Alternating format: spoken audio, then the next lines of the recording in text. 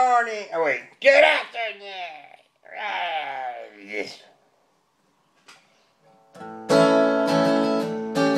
Let's see if we get this one right. I'm going to do it in the chord of A, but we're going to put this index finger here on the bottom string every now and then, and give it a little bit of that blues beat.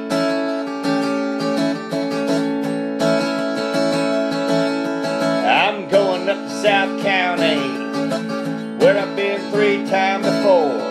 'Cause I'm a baker when I'm not working, but no one gets that joke no more. I got 3 days up on the rooftop, 2 days wondering where you are. 1 day gone, Ma called the law. At South County, I'm a superstar. I go protagonist R.P. McMurphy and his archetype Jesus Christ. The more I stand up for my fellow crazies, the more they want to take away my life. I got 8 cop cars rolling up my block, a 6 catgut strings on my guitar, a 4/8 hold, but I've been told at South County I'm a superstar.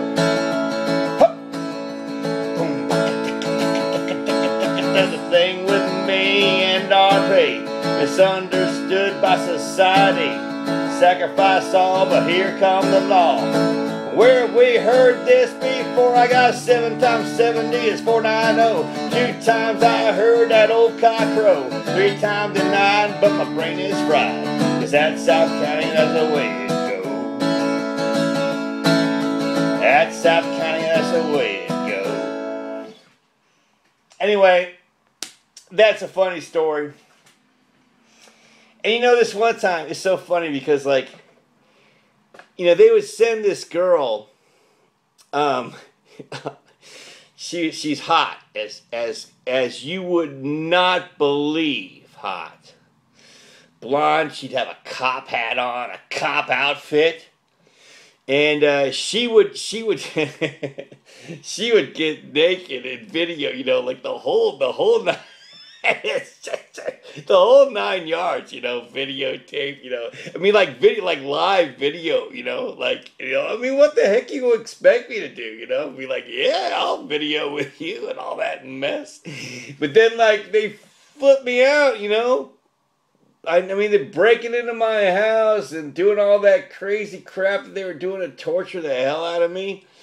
And, you know, and with everything that has happened that probably didn't get told to these shrinks, you know, I'm flipped out. And so I go down to like Boca PD, and I'm like, I'm like talking to this police officer. And I'm like, yeah, well, this girl, you know, she's getting naked, and I think like she was like filming me, and I think like she took the film of me, and God knows where it is now. And the officer's like, what? He's like, who is this girl? I'm like, oh, she's hot. She wears like a cop outfit and everything. She's like, is she a cop? I'm like, I don't know.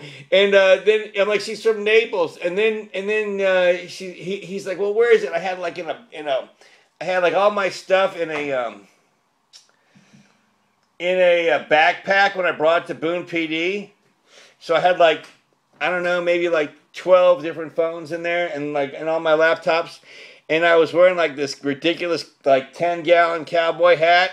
And like, so like I got there and I was like putting all the phones in the cowboy, and like the 10-gallon cowboy hat. And the cop's like, oh God, what are you doing? And I'm like, hold on a second, I'll find you the phone. So I get the phone that had like her name, and I give it to him. And he's like, Chris Lobo, Juicy Tits.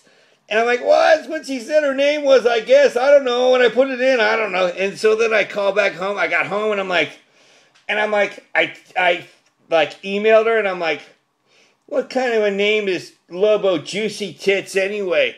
And she's like, don't ever contact me again. So, anyway, this is about that like time, and then like freaking, you know, of course, stupid Ma calls like the freaking cops on me for no reason. But they take me like to South County, and it's like crazy ass place. It's the nut house, you know. But I didn't stay in South County for like too very long, and then I got like transferred up to St. Mary's and stuff. But like when you go to like the South County, it's like there's like nothing there. Like if you would enter it, it's locked up, and then there's just like beds, but there's like no assigned beds. And so like you can just like lay wherever you want to lay, but you got to like really watch like where you lay, or where you sit down, or where you stand up in that place, and because there's always crazy nuts and like it's violent. So the people that are there, you have to the people that work there, This one guy went bananas. I was sitting there on this bench, and I was sitting there like this, because at the time the medication that I was on was like it caused like my hands to like do this, because it was so much Neurontin and so much phentermine, and then so this big ass guy sitting next to me. And I mean, I'm no tiny guy, but this guy was huge. And then he's like, he goes, I'm sitting there like this, and he goes, he looks over at me, and he had his hat back like this. And he goes, that's good to keep your hands like that. I mean, I was just sitting there like this, because it stretches my fingers out. And he goes, that's good to keep your hands like that, because of that way that you have your hands, that will help with things. And then he like starts going bananas, because he wants his, I'm not kidding you, I know the scene from One Flew Over the Cuckoo's Nest.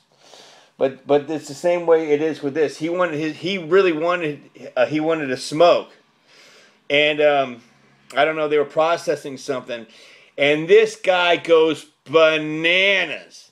And like it took, I don't know, 3 guys, that worked there to, tackle him and everything. And he's going crazy. And they finally, gave him a shot of whatever the heck it was to calm him down. And I was like, oh, thanks, Ma. Thanks for sending me here. And then when I called, she's like, whatever. My family, on them. So, whatever.